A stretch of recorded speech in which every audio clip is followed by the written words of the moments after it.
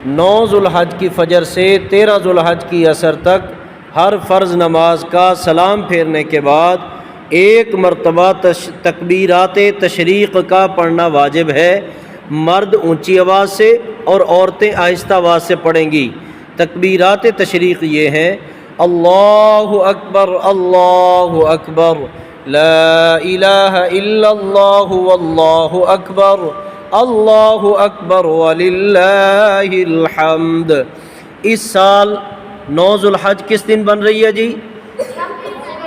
منگل۔ شابش، کس دن جی؟ منگل، یعنی 26 مئی کو۔ بات سمجھ آ گئی ہے جی؟ تکبیرات تشریق آپ پڑھ لیں میرے ساتھ: اللہ اکبر اللہ اکبر، لا الہ الا اللہ واللہ اکبر،